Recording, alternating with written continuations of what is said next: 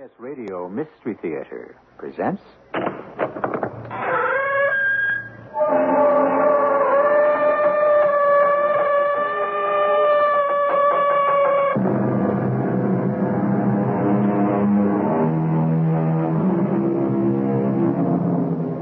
Come in. Welcome. I'm E.G. Marshall with another tale of the macabre. The world as you and I see it is only one world. There are others.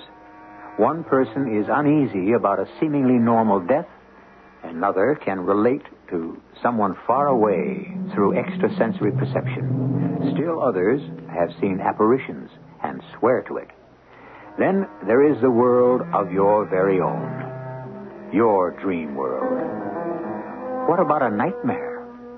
Well, young Paul Chapin experienced a living nightmare not long ago in Amsterdam.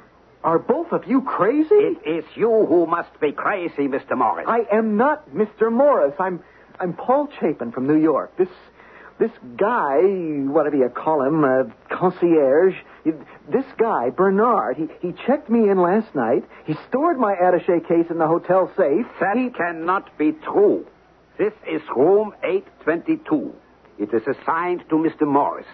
Mr. Paul Chapin was in room 821. And Mr. Chapin checked out this morning at 8 o'clock.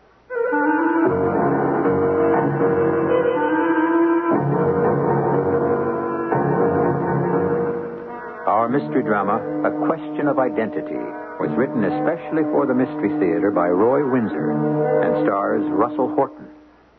It is sponsored in part by True Value Hardware Stores and Buick Motor Division. I'll be back shortly with Act One.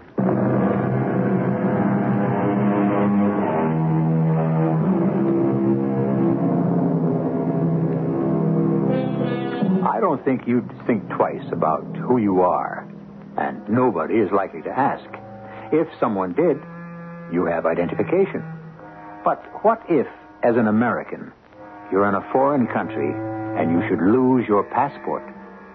That is your best means of identification. If you don't have your passport, you will be detained until the U.S. consulate clears you. The delay is annoying and frustrating.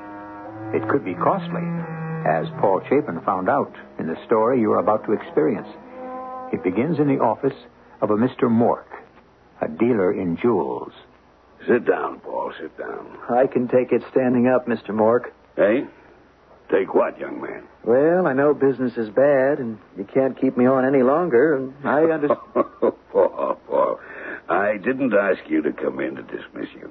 But business... We're not going out of business, not just yet. The market will pick up. What do you think of these? Wow. How many are there, Mr. Mork? About 1,000. Lovely, eh? Uncut, as you can see. 1,000 uncut diamonds. Oh, it's a fortune. Once they're finished, allowing for that cost, we could profit $100,000. That'd be nice, eh, Paul? Oh, it sure would be. The finishing is very important. Oh, of course. Mr. Von Sutter in Amsterdam does excellent work. Oh, you're shipping them to him? No. You're taking them to him. Me? Why not? You've worked into the business very nicely. I'm confident that you will negotiate a fair price for his work. Well, Mr. Mork, I don't speak the language. He speaks English. Oh. Okay, I'd enjoy that. Taking them is safer. Well, guess I'm off to Amsterdam. Good. You'll carry the diamonds in this small attaché case. I have it here in the drawer. Uh-huh. What's the chain for? Oh, I get it. I handcuff the case to my wrist. Great. I guess if the diamonds are missing, I will be, too. That's right. It's a precaution. You don't object to it, do you? Oh, no, not at all. Real spy stuff. I kind of like it. So, when do I leave? Tomorrow morning. Now, I go straight to Mr. Von Sutter? No. You won't arrive until around 6 Amsterdam time. There's a reservation in your name at the Hotel Hearts. The manager is Hans Capel. I know him from the past. Now, you check in with the concierge, Bernard Groot. He will take care of you. Mm-hmm. Capel and Bernard. Okay. Anything else? I mean, I'd see Von Sutter the next morning, right? He will be expecting you at 9. Now, what about customs, Mr. Mork? You'll have no problem. I have the necessary papers in order, and a man from Von Sutter's will meet you and help with your clearance. Then he'll drive you to your hotel. His name is Otto Vogel. Mm-hmm. Ask for him. All clear? Yes, sir. Boy, wait till the gang hears about this. You're joking, of course. Well, yes, I meant after I come back. Well, even then, Paul, it would be wise to be discreet. In the jewel business, remember that the word is private. Oh, I know. I'm sorry. Your trip is not an ordinary one. It could be dangerous.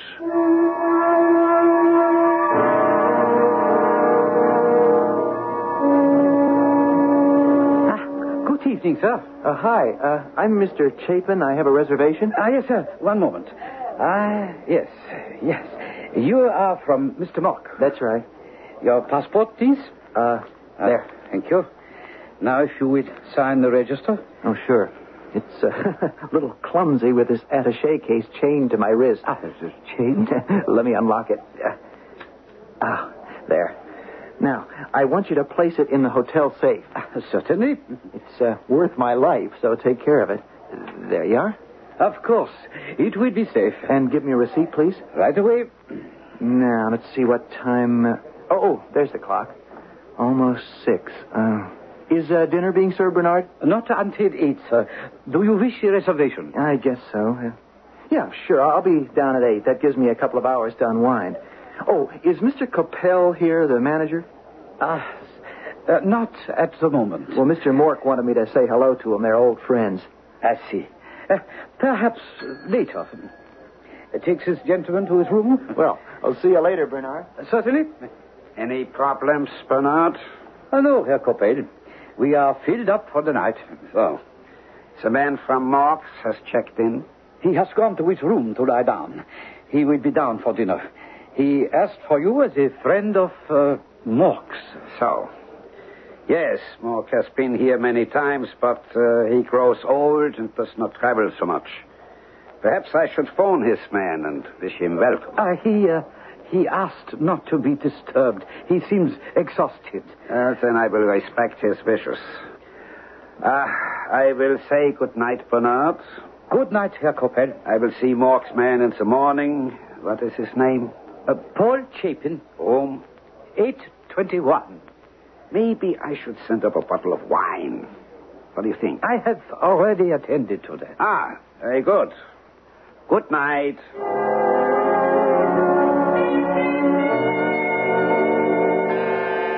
1 second, please. Hi. Good evening, Herr Chapin. I have for you the compliments of Herr Coppell, the manager. Well, come in. Yes. Look at that, a basket of fruit. How nice. And wine. Yeah, and 2 glasses. One for me and one for you? Oh, no, sir. For you and Herr Coppell. Oh, the manager. Yeah, I asked for him, but Bernard said he wasn't in. Oh, well, he comes back, and he comes up soon to make you welcome. Well, that's very nice. Miss... I am Hulda, sir. I open and pour for you, Herr Chapin. Oh, all right. You'll excuse me, I'll wash up. Oh, while I am here, I will turn back your bed, yeah? Sure. You say Herr Coppell will be right up? Yeah, I have poured the wine. Oh, that's nice. Will you, have a glass, Hulda? Oh, it is not permitted, sir. Oh, hey. This is delicious. Well, you stay long in Amsterdam? Oh, no, I'm here on business. I go back to New York tomorrow or the next day. Oh, whew, I'm sleepy. Oh, you lie down a while, yeah? Well, that was the idea. Have a reservation for dinner at 8. Ooh, that wine is very good. Funny, it hit me like a ton of bricks. Well, I go now. What about, Coppell? Oh, I see him and say you have fallen asleep. Good night now, Mr. Chapin. Oh, night.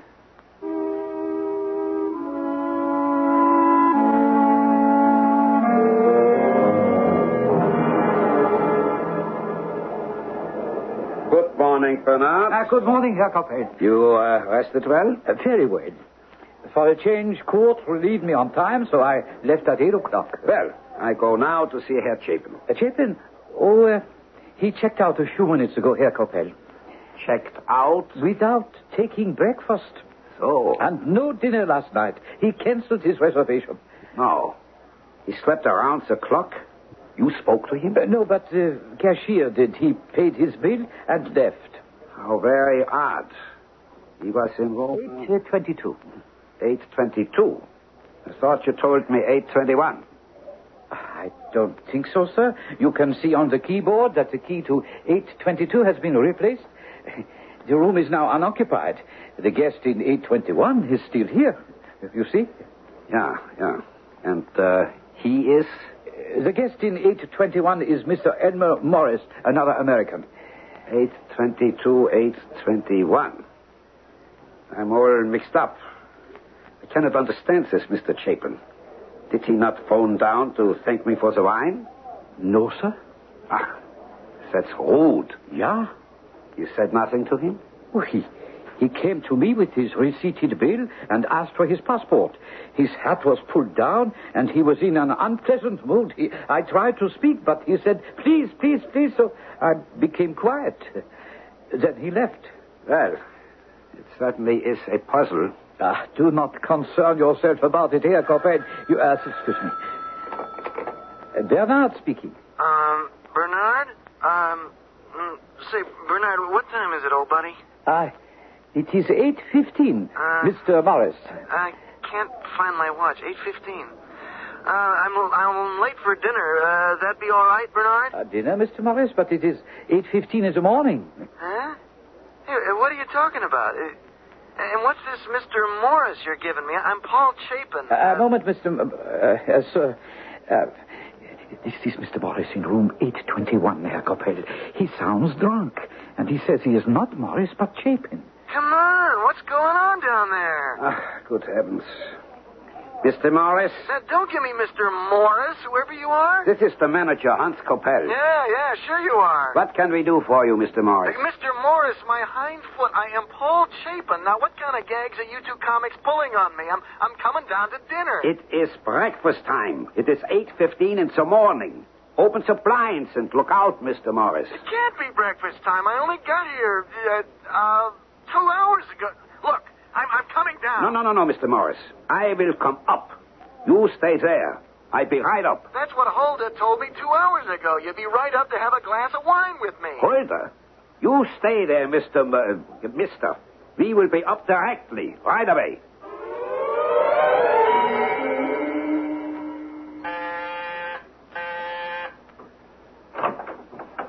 Oh, come in.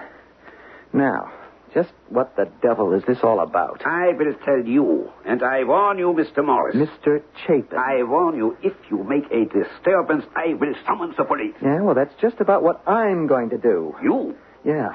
My clothes are gone. My wallet's gone. My shaving case is gone. I have been cleaned out. But there are clothes. They're not mine. Even the fruit and the wine glasses are gone. I don't know what your game is, but you are an imposter. Oh, really? Bernard, who am I? Mr. Elmer Morris, sir. Well, you are a liar. I'm Paul Chapin. I work for Mork. Look, you checked me in. You talked to me. You sent me to room 822. But this is room 821. What? And the guest registered and assigned to this room is Elmer Morris. Mr. Chapin has checked out. What? He paid the cashier a few minutes before 8, gathered his passport from me. Wait a minute. What about the attaché case in the hotel safe? He presented his receipt for it and took it with him. Oh, good Lord. You gave it to him, you imbecile? I warned you, Mr. Morris. That attaché case contained a few $100,000 in uncut diamonds. I gave it to Paul Chapin. Now, look. I am Paul Chapin. How many times do I have to say it? Until you prove it. Well, with my passport gone, my wallet stolen, how can I prove it? That will be up to the police. Look, you call Mr. Von Sutter. He's the diamond cutter. I have to see him at 9 tomorrow morning. I mean this morning. I will do no such thing. You have begun to be a nuisance to the Hotel Hearts, and I want you out of here. Pack up at once. Look, I've told you, these things don't belong to me. Put on the suit. Not on your life. Then the police can take you into custody in your underwear. We accept each other at face value. For years, it was popularly thought that one could pick out the face of a criminal from his forehead, or the closeness of his eyes, or the slant of his lips. Much of this has been disproven, and many a killer has looked like a Sunday school teacher. So, face value can be deceptive. To look at Paul Chapin, he might appear to be a young, pleasant, outgoing American. To the hotel, he is an imposter, and he is on a spot. More when I return shortly with Act Two.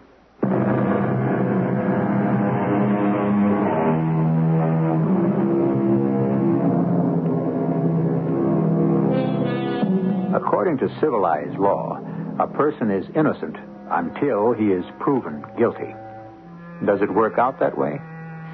Not all the time.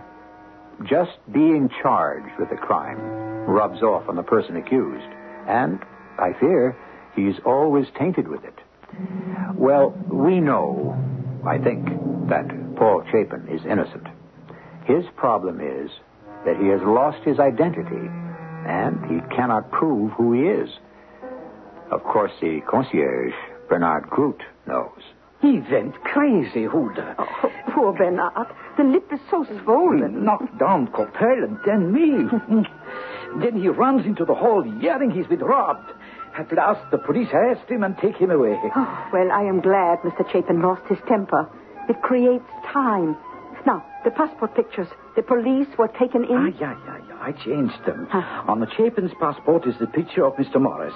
Chapin cannot prove who he is. Well, not for a day at least. And then he will be too late. And Mr. Morris? Well, by now, perhaps the diamonds have been sold. By tonight, we get our money. And Morris receives half the value. That is right? Yes. And Morris splits his half with us. Why does Morris receive only half? Who is getting the other half? Oh, that I do not know. Morris has a partner? Oh, no. He works alone. I have helped him in the past. Hulda, I am in danger. This Chapin will come after me. Huh? It is I who handed the attaché case over to the wrong man. The police will be suspicious. They know that I saw Chapin. Oh, for only moments. Do not worry. You were deceived. Well, that is what I will maintain. But if the police swallow that story, Chapin will not. He would come after me. I must go away until he is out of Amsterdam. When I get my money, I will leave. Then the police will become suspicious. No, you must return to the hotel. But you are confident that we will receive our money? Oh, yeah. Who is the other man who gets half of the sale? I repeat, I do not know. Maybe Mr. Morris double-crosses him. Huh? Maybe. Then we get double the money. You think Mr. Morris might do that? Oh, he's been known to do that before, Bernard.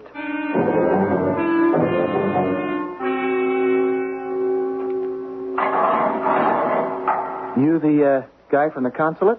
That's right, Alan Adams. Who are you? Oh, come off it, will you? I'm Paul Chapin. So you say. Now, look here. I come to Amsterdam with a case full of jewels, store them in the hotel safe. I'm drugged, and this morning some thief walks off with them, leaving me holding the bag. So I slug the concierge and the manager, and I'm tossed into the clink, and I have been rotting here all day long. We only heard about your arrest late this afternoon. Now, look, you have got to get me out of here. I am an American citizen. You probably are, but which one, we are not certain. I'm Paul Chapin. But you can't prove it. Well, why the devil would I pretend to be if I'm not? Just to spend a day in jail? If I'm the other guy, why didn't I just check out of the hotel and go my own way? I'll tell you why. Because I've been robbed of a few $100,000 in uncut diamonds, and I've been robbed of my name. Yes, I thought of that, too. Yeah, well, you find out about the other guy, Morris. And I'll tell you what, telephone Mr. Mork in New York. He's my boss. Let me talk to him. We're in the process of doing both. Oh. Well, good. Good for you. So, now what? Well, I should have some answers in the morning. Uh-huh. And I spend the night here? Look, Mr. Adams, why should I pretend to be Chapin if I'm not? Well, I can think of one reason. You know, you could be part of a very slick scheme. Yeah? Chapin and Morris could have worked this together. One of you disappears with the attaché case full of diamonds. Oh, I see. And the other guy raises hell about being robbed while the first guy cuts out. That's right. You could be buying your partner the time he needs to dispose of the jewels and get away. But the theory won't hold. Because I'm Chapin, and I can prove it. Who was Hulda? She brought you the fruit and the wine? And 2 glasses. I told Capel. That surprised him. Well, he did send up wine. I've spoken with him. 2 glasses delivered by some Hulda. Look, when I checked into the hotel, the manager wasn't even there. So who ordered the fruit and wine? That sleazy concierge, Bernard. That's who. Why isn't he under surveillance? Don't worry, he is. And the police are trying to find some kind of lead to Hulda. Well, you're kidding. Then you do believe me, Mr. Adams. Well, now that I've met you, yeah, I do.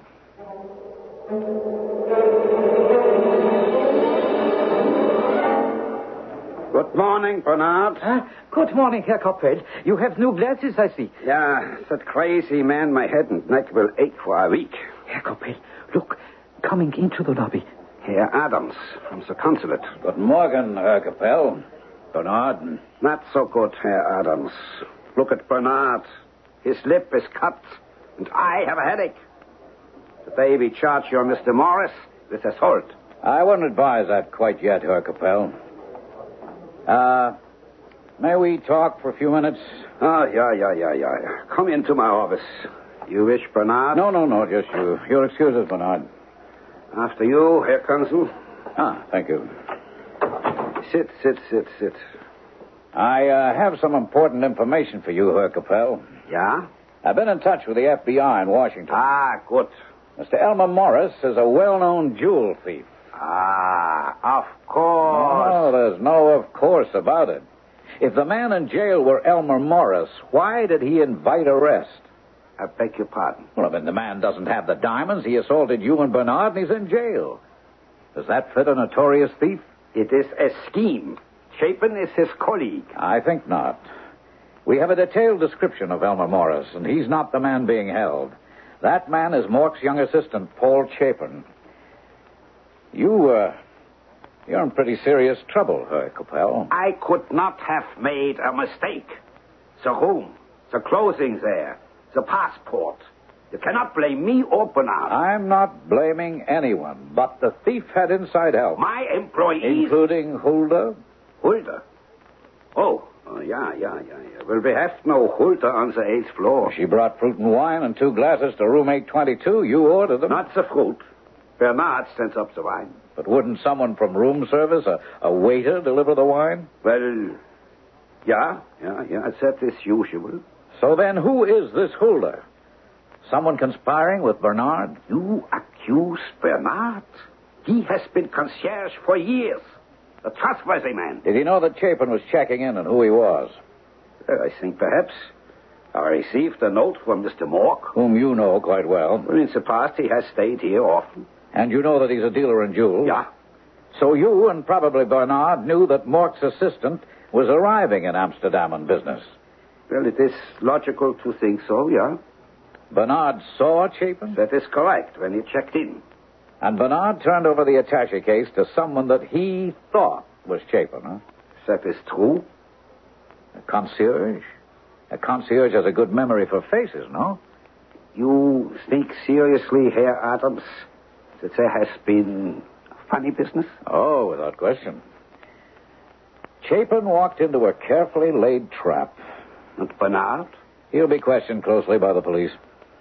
You know, sir, I am outraged by what you have told me. The thieves must be caught. Oh, they will be, Herr Coppel.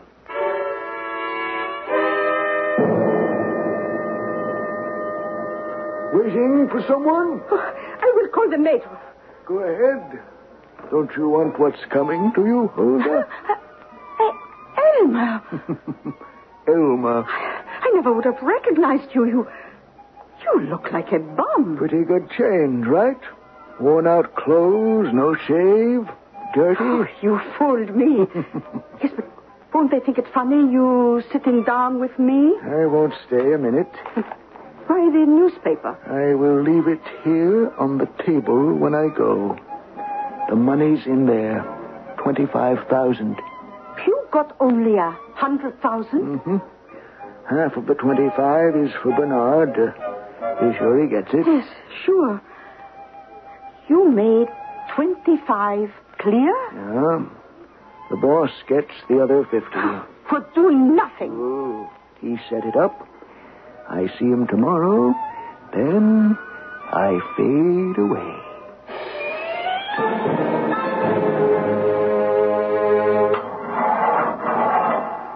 Well, the American consul to the rescue, I hope. You're free. Oh, here's a raincoat. You better put it on until we can get you some decent clothes. Oh, thanks. Say, how'd you get me sprung? Elmer Morris is real. He's a known jewel thief. And he set up this thing with Bernard and Coppell? Well, we don't know that yet. Coppell is innocent, but we think Bernard was in on it. The police will know soon enough. Uh-huh. Did you speak to Mr. Mork? I telephoned him, but he wasn't there. I left a message for him to return my call. Does the office know about the theft? Not from me. You know what's funny about all this? How could I have been set up this way? Only Mork and I knew he was sending me abroad. Why didn't he just mail the uncut diamonds? Well, because he wanted me to negotiate in person with Von Sutter, the diamond cutter. Oh, yeah, but that can be done by letter or by telephone. Prices are pretty well fixed. Von Sutter's is a little higher, but he's one of the best. Say, what's Mr. Mork like?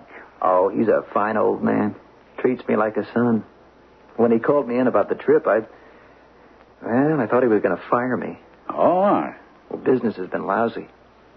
are the diamonds his? Well, I suppose so. Why wouldn't they be? He was acting alone? Well, as far as I know, yeah. After the diamonds were cut and polished, they'd be worth a lot more. But why?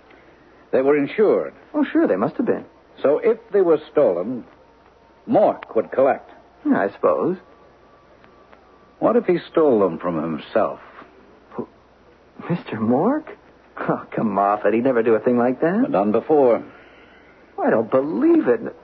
Not Mr. Mork. Oh, it's not a nice idea, I admit, but I'm suspicious by nature. That's a great way to live. It's kept me out of jail. Far-fetched? Not really. Most of us are trusting souls. It's a shock when we discover that our trust has been misplaced. I never thought so-and-so would ever do a thing like that. You said it. All of us have. Paul Chapin trusts his employer. He has no reason not to. For that matter, neither do we. There really are international jewel thieves like Elmer Morris who work their clever schemes. The attaché case filled with uncut diamonds is gone. And so is Mr. Morris. I'll be back shortly with Act 3.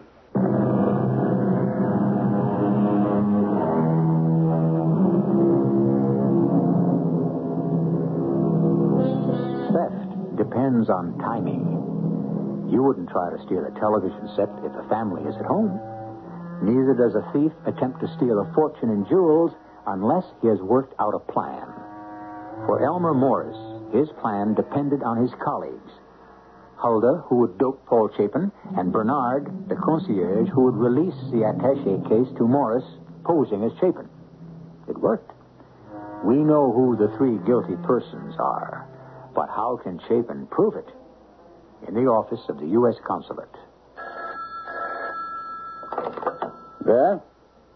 Who? Mr. Mork? He's here? Oh, for heaven's sake. Yeah, send him in. Mr. Mork's here in Amsterdam? So it seems. That was fast work. When did you telephone him? Early this morning, noon, New York time. As I said, he wasn't there. I don't get it, Mr. Adams. No, nor do I. Paul. Oh, my goodness, I've been worried about Mr. you. Mork, I don't know what to say. The diamonds... Don't worry about the diamonds. It's you I've been worried about. Are you all right? Oh, sure, I'm fine. You are Mr. Adams. Oh, yes. Won't you sit down? Well, thank you.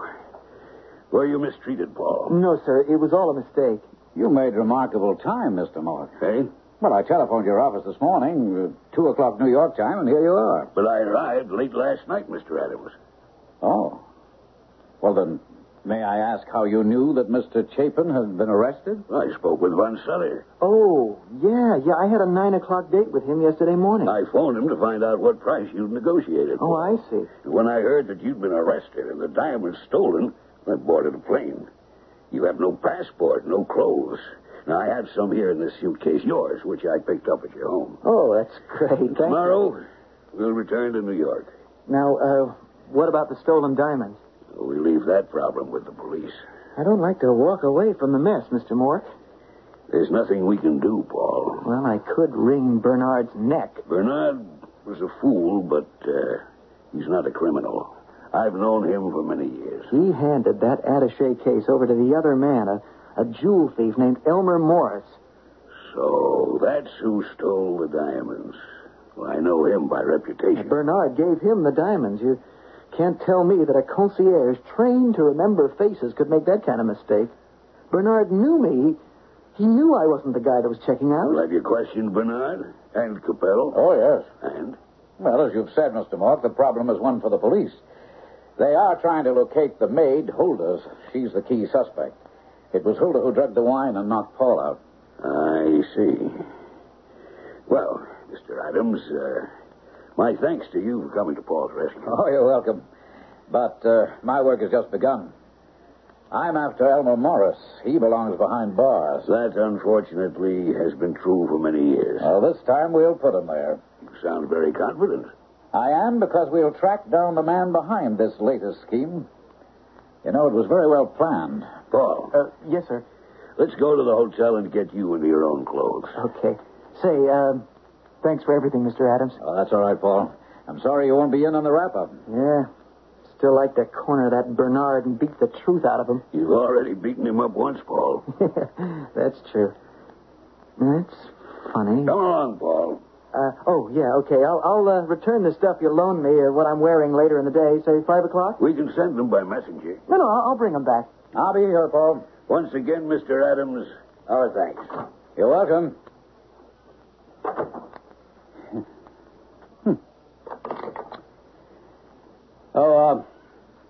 Connect me with Mr. Von Sutter, the jewel cutter, please.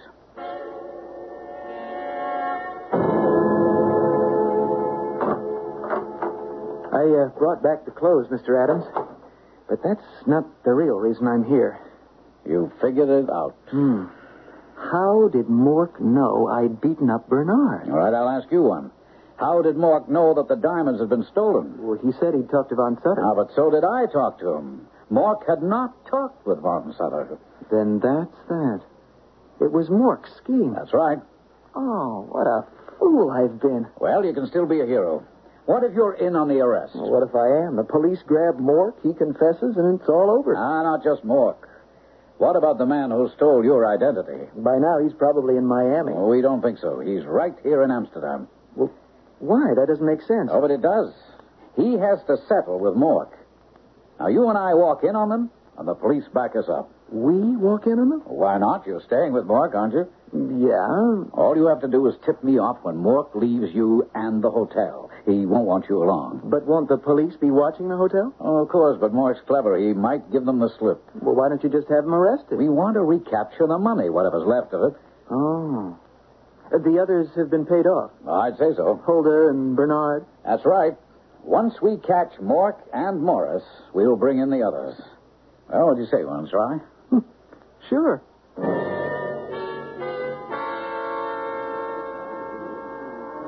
You understand me, Bernard? I am to leave Amsterdam at once? Yes.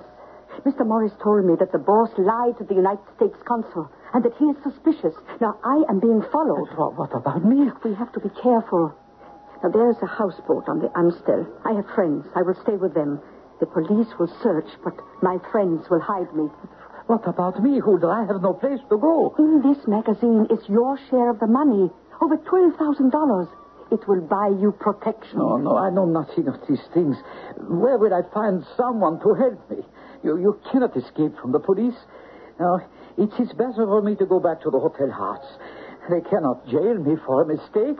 I don't know what else to do. Hide out. Buy passage on a freighter. You have the money you need. But if the police... The money is in the magazine. Now, I am leaving. I won't see you again. I hope you'll be safe, Bernard. Yeah? And what about Morris? Well, after he meets with the boss, he will leave for Switzerland. I meet him there. No. How of us will be caught? Not me. Chapin will identify you. Not a chance. You see, I have several passports, and I can change my appearance very quickly. No, I will be found innocent if I am caught. And I won't be.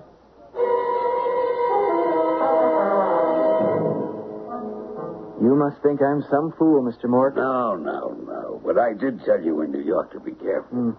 I never thought I'd walk right into a trap. It's happened to others, Paul. Men will do strange things for a fortune in diamonds. I'm only afraid that loss is going to put us out of business. Well, I had them insured before you left. It was a stiff premium, but we will regain more than half their value. We'll be all right. I hope so.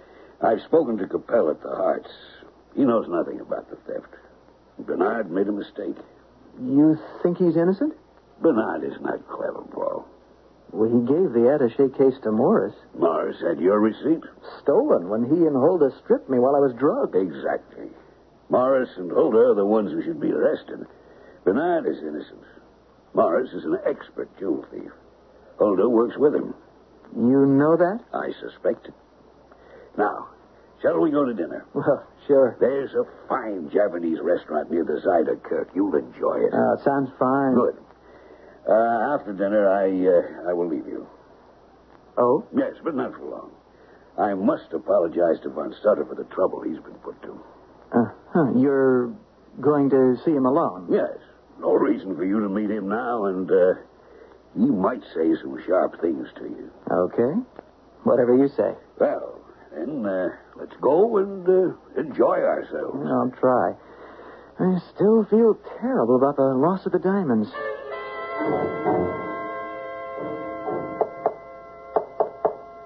Go! Mark.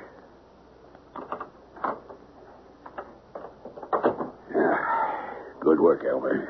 Not bad, except for Bernard. The wine? And the switched passport pictures. Look here. That's Chapin. Clumsy job of switching pictures. No matter. The two of you look somewhat alike. That's why I chose Chapin.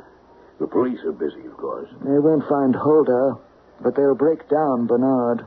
You're in the clear. You're leaving tonight? Yes, I'm booked as Chapin on a flight to Switzerland, but I won't be on it. Oh? I have another way to get out of Amsterdam. You weren't followed here? No.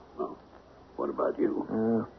The only time I showed my face was when I met Hulda and paid her off, and I couldn't be recognized. You have my money? Yes. But I don't think you're entitled to $50,000. That was the agreement. I'll give you 40. I took the entire risk. You already have your 25,000, Elmer. I want 10 more. Would you prefer not to have any money at all? Put down that gun, Mork. Then put my money on the table. You'd shoot me? Without hesitation. I might even earn a reward for putting you out of circulation. Diamond merchant captures notorious thief. Sounds good, doesn't it, Elmer? There's the money. Thank me for your life. Thanks.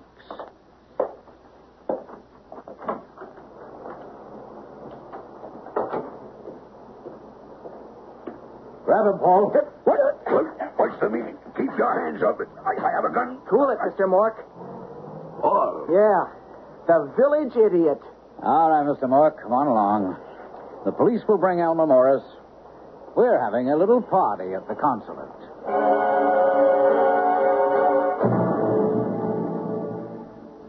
Hi, Hulda. How did a pretty girl like you... Shut up. Well, Mr. Mork, you recognize anyone here? Hulda? Bernard?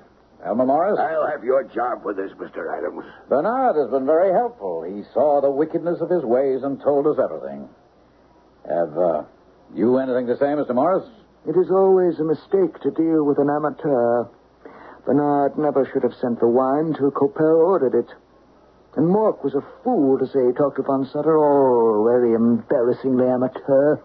The police will send you and Mork and Hulda back to the United States. Bernard will have a view through the bars for quite some time.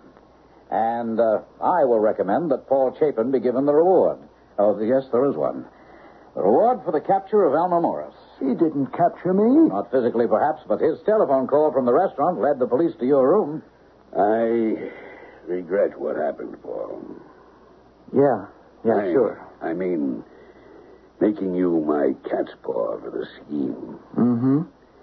I hope that someday you'll forgive me. You are really something else. I almost feel sorry for you, Mr. Mort. I feel sorry for myself. Well, Mr. Adams. Yes, Mr. Mork. I'll bring in the police.